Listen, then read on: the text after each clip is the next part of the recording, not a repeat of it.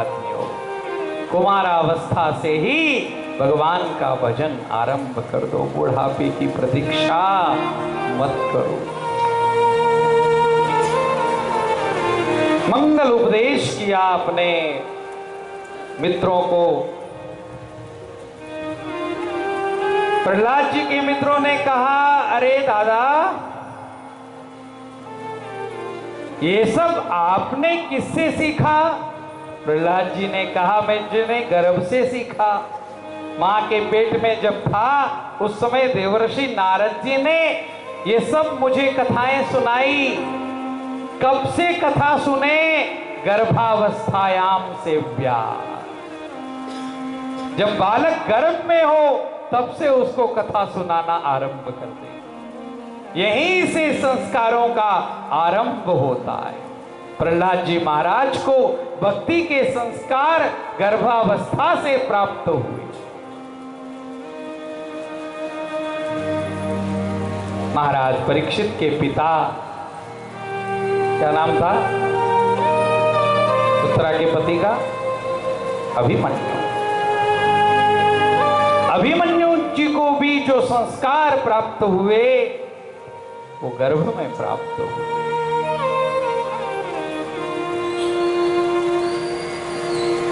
इसलिए हमारे यहाँ पर परंपरा है, गर्भवती बहनों को कथा सुनाई जाती है। आजकल तो डॉक्टरों ने भी बड़ा आराम करने का आदेश दिया हुआ रहता है, सुविधा हो गई है बहनों को।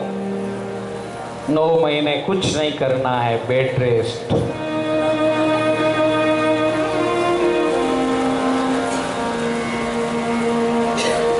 और ये बेड रेस्ट करते समय कथा सुनो, मोबाइल मत देखो। जो मोबाइल देखते हैं ना, उनके बच्चे फिर मोबाइल पे ही होते हैं। हाँ, पहले मामा पर होते थे, बुआ पर होते थे, आजकल सब बच्चे का या तो टीवी पे होते हैं या मोबाइल पे होते हैं। छोटे से बच्चे को भी यदि वो दूध नहीं पी रहा है, खाना नहीं खा रहा है, मोबाइल दिखा दो तुरंत खाने लगेगा। मोबाइल हटाओ, खाना बंद। क्योंकि माँ ने जब पेट में था स्टेटस खूब देखा, खूब इंस्टाग्राम देखा, खूब रील्स देखी, और उसका परिणाम बच्चे पर पड़ रहा है। गर्भ से ही संस्कार आरंभ होता है मेरे भाई बहन। गर्भ से ही हम अपने संतानों को संस्कार देना आरंभ करें। हिरण्यकश्यपु के सामने फिर से प्रहलाद जी को लाया गया। प्रहलाद जी को हिरण्यकश्यपु फिर पूछता है, बता तुम्हें क्या अच्छा लगता है? प्रहलाद जी ने हाथ जोड़ करके पिताजी से कहा, पिताजी, श्रवणम कीर्तनम विष्णु, स्मरणम पाद सेवनम, अर्चनम वंदनम दास्यम, सख्यम आत्मनिवेदनम, इति पुंसार्पिता विष्णु, भक्ति चेत् नवलक्षणा, क्रियते भगवत्यथा,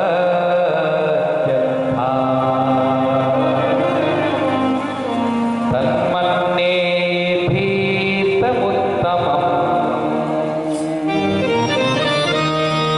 9 प्रकार से भगवान की भक्ति करनी चाहिए, यही हमने सबसे अच्छी बात सीखी है। भक्ति का आरंभ है श्रवण से।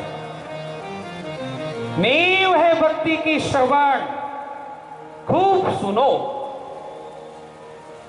हमने खूब सुना इसलिए आपको खूब सुना पा रहे हैं। जब कथा नहीं होती तब भी हम कथा में ही रहते हैं, सुनते रहते हैं, और जब सुनाने का मौका मिलता है तो सुना देते हैं। सुनो। जितना सुनोगे उतना ज्ञान बढ़ेगा। पढ़ने से ज्यादा सुनने से बढ़ता है। अनुभवी लोगों के सानिध्य में बैठो। आजकल माँ बाप को तो घर में से निकाल दिया है, किसके सानिध्य में बैठेगा? दादा दादी को घर से निकाल दिया। केवल पढ़ने से काम नहीं बनेगा। अनुभवी जो वृद्ध हैं उनके चरणों में बैठने से काम बनेगा मेरे भाई बहन। जो हमारे घर में बुजुर्ग हैं उनके सानिध्य में बैठ करके जो मनुष्य सीखता है ना, वो किताबें नहीं सिखाती। एक ने बहुत सुंदर बात कही है, न कलम से न कागज से, न कलम से न कागज से न किताब से सीखा है, हमने जिंदगी जीने का हुनर अपने बाप से सीखा है। हमने जिंदगी जीने का ढंग अपने बाप से सीखा है। पूर्वजों के बुजुर्गों के सानिध्य में बैठने से जो आप सीखोगे वो किताब नहीं सिखाएगी। किताबी ज्ञान आपका नाश भी कर सकता है, पतन भी कर सकता है। स्टेशन से एक आदमी ने हवाई जहाज कैसे उड़ाए किताब खरीद ली। किताब लेकर के हाथ में हवाई जहाज में बैठ गया। ये जैसे YouTube से देखकर सब्जी बनाते हैं ना, वैसी। जिनको अनुभव नहीं है तेल गर्म होने के बाद जीरा डालना है, वो YouTube पर देख करके सब्जी बना रहे, कच्चे तेल में जीरा डाल दिया।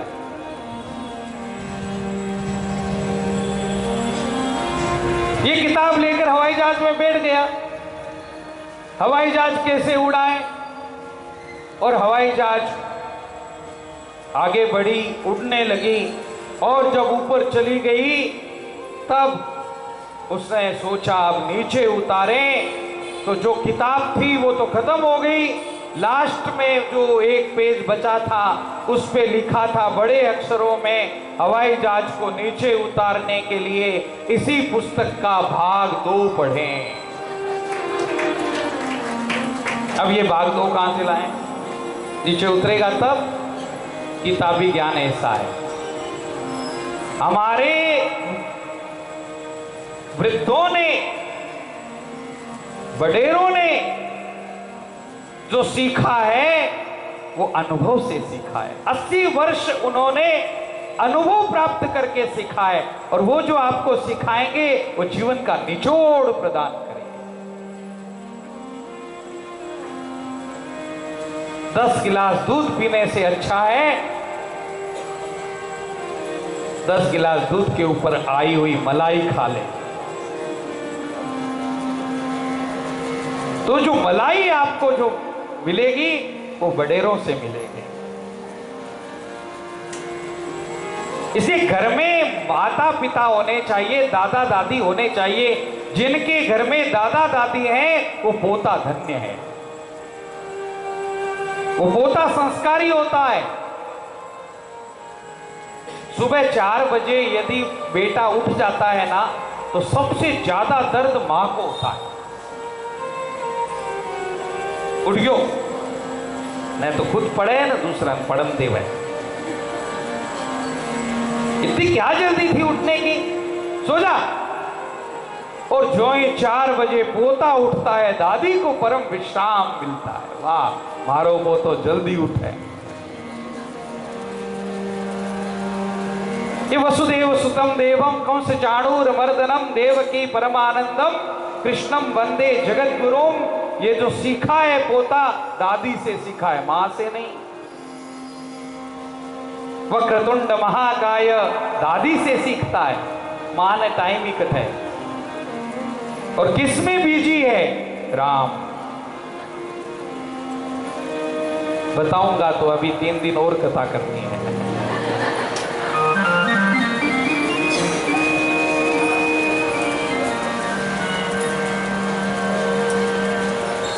श्रवण भक्ति, ये भक्ति का आरंभ है।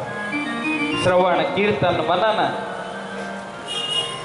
भगवान के चरणों की सेवा, ये 9 प्रकार की जो भक्ति है, अति दिव्य भक्ति है पिताजी, इसी का सहारा लेकर के मनुष्य अपना कल्याण कर सकता है। हिरण्यकश्यप अब चिढ़ गया, ये पुत्र मुझे नहीं चाहिए, ले जाओ इसको मार डालो। और पहाड़ों के ऊपर ले जा करके खड़ा किया है प्रहलाद जी महाराज को। कोई भय नहीं। भक्त जो होता है ना वो निर्भय होता है, डरता नहीं है किसी से। पहाड़ पर जाकर के खड़ा किया। और बद्रीनाथ केदारनाथ गए होंगे आप कभी, तो बस जब चलती है ना वो खाइयों के ऊपर से, तो मनुष्य यही विचार करता है पहली बार आए लास्ट बार है, अब और नहीं आएंगे, एक बार यात्रा पूरी करवा दो प्लीज भगवान। उन खाइयों में फेंक दिया गया प्रहलाद जी महाराज को, फिर भी प्रहलाद जी को कुछ नहीं हुआ। निश्चिंत निर्भय होकर के खड़े हैं। राम नाम जपताम कुतो भयम, मैं भगवान का भजन कर रहा हूं, मुझे किस बात का डर है। शरणागत री सारी चिंता राम जी ने लागे रे, राम जी रो नाम माने मीठो गणो लागे। शरणागत की तो चिंता राम जी करेंगे। उन्होंने कहा है सर्वधर्मान परित्यज्य मामेकम शरणम व्रज, फिर वो झूठे थोड़ी हो जाएंगे, मेरी रक्षा वो करेंगे। काल कोठरी में बंद कर दिया, सर्पों के सामने फेंक दिया गया, हाथी के पांव तले फेंक दिया, फिर भी जब कुछ नहीं हुआ प्रहलाद जी का। ये प्रहलाद जी का चरित्र अभी अभी हमने एक मूवी देखी नरसिंगा ना, बहुत प्यारी मूवी आई है, आपने कभी किसी ने नहीं देखी है। और बूढ़ी बडेरी माताएं जो कभी थिएटर में नहीं गई हैं, उनको थिएटर में ले जाके ये मूवी दिखाना, बहुत प्यारी, बहुत सुंदर। और ये देश बदल रहा है, जो नरसिंह भगवान के अवतार की मूवी थिएटर में लग रही है और लोग उसको पसंद कर रहे हैं, करोड़ों की कमाई हो रही है। यही प्रगति है, यही अच्छे दिन है। कब आएंगे अच्छे दिन? आ गए हैं अच्छे दिन, चिंता मत करो, और भी आ जाएंगे 2029 में।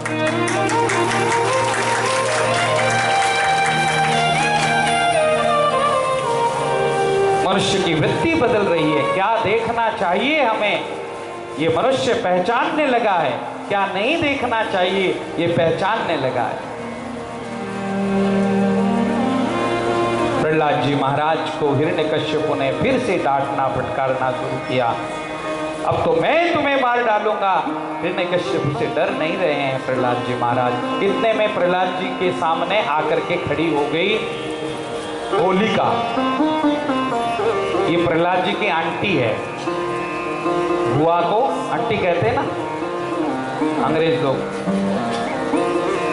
हाँ? मासी को भी आंटी। हम तो सब एक ही रहने वाली है। मासी का संबंध खत्म, हम दो हमारे एक। तो मासी नहीं, बुआ नहीं, कुछ नहीं, सब आंटी और कजन। सारे संबंध समाप्त हो जाएंगे, सब अंग्रेज बन जाएंगे।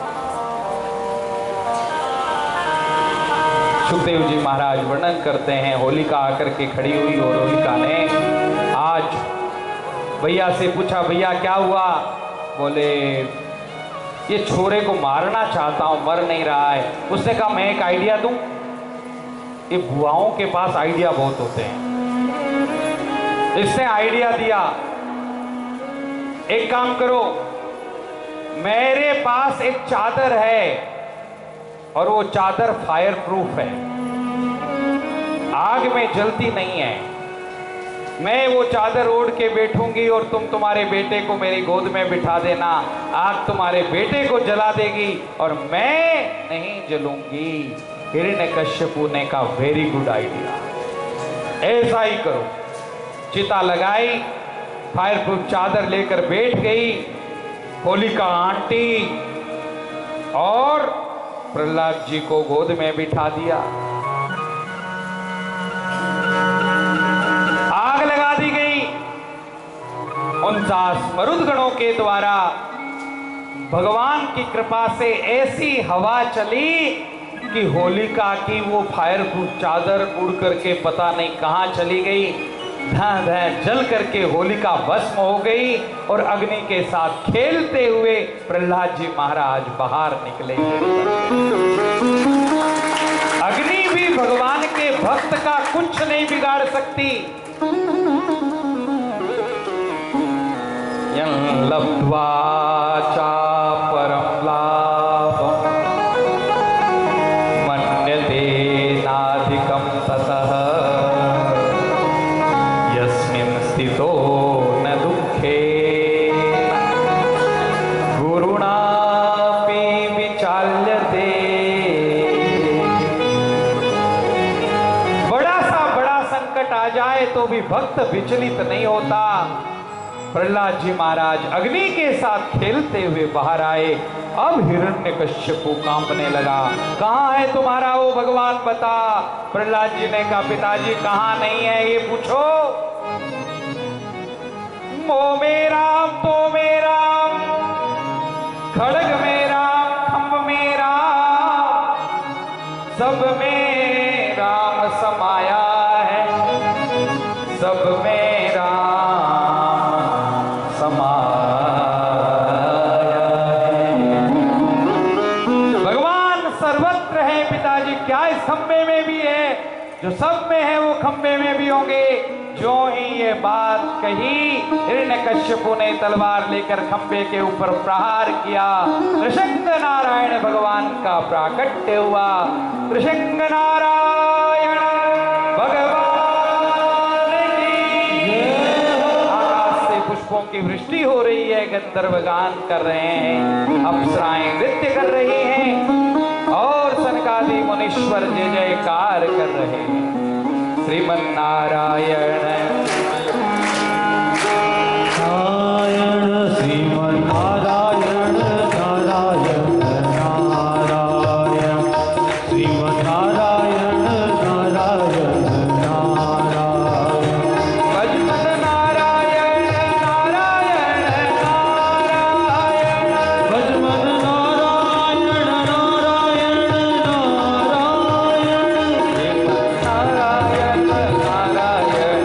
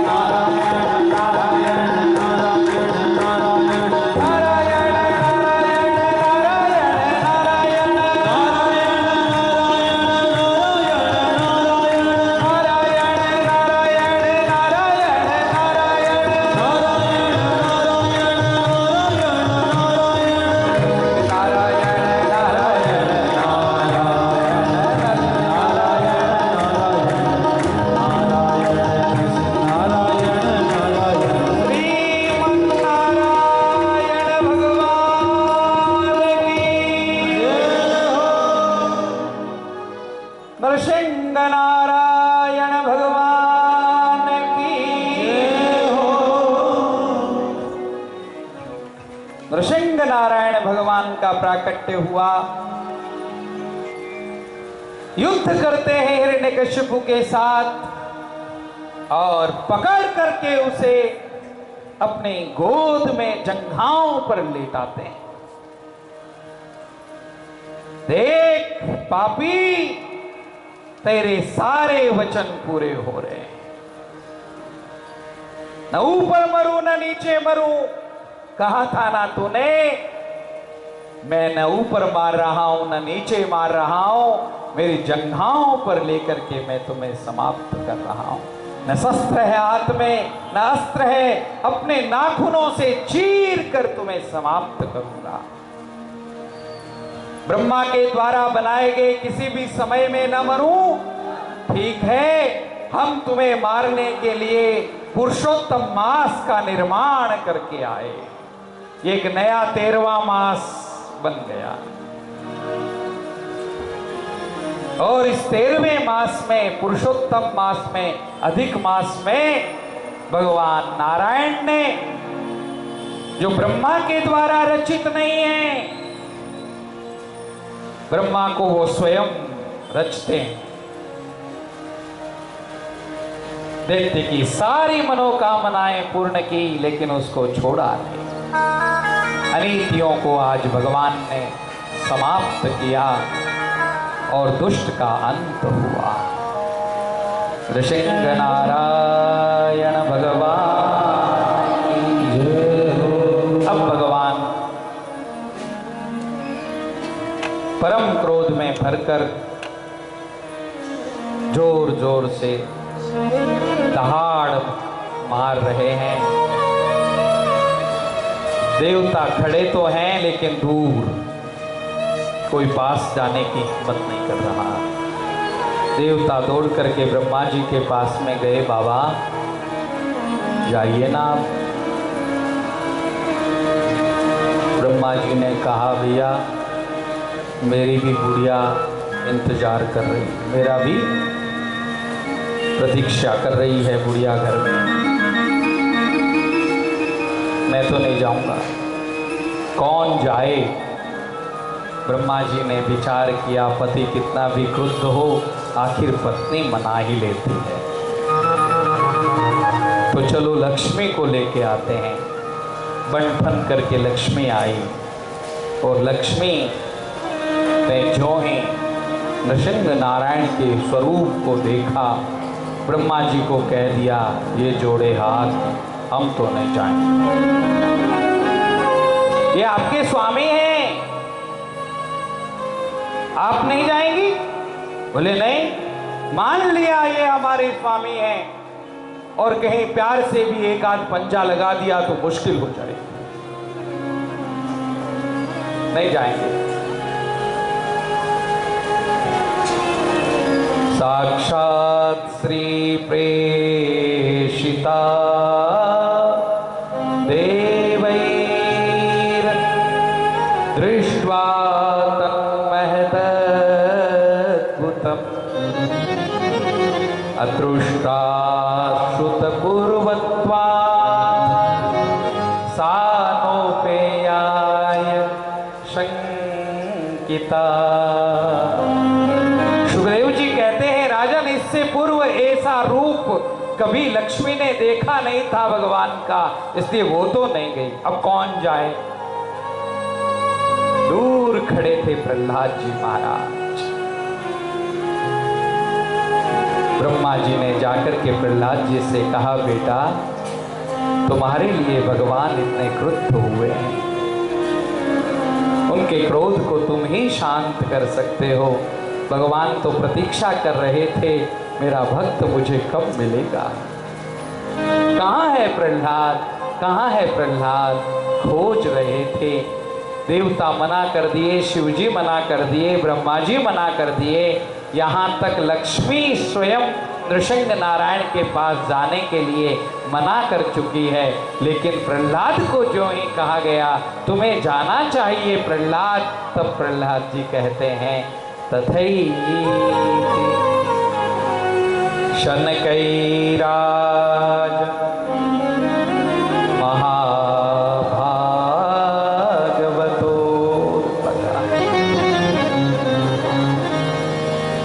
हाँ हाँ मैं जाऊंगा। सुखदेव जी यहां पर प्रहलाद जी के लिए जो विशेषण प्रयोग कर रहे हैं वो है महाभागवता और अर्भकः। अर्भक यानी बच्चा, छोटा सा बच्चा है लेकिन महाभागवत है। भगवान पर कितना भरोसा करना चाहिए ये इसने सिखा दिया है पूरी दुनिया को। भगवान कभी क्रोध नहीं करते, पितामह भगवान कभी क्रोध नहीं करते। मैं जाऊंगा कहकर के प्रहलाद निकले और क्रोध में भरे हुए ये विशाल शरीर वाले, भयंकर रूप वाले नृसिंह नारायण के चरणों में जाकर के जो ही प्रहलाद गिरे और नीचे झांक करके भगवान नृसिंह नारायण ने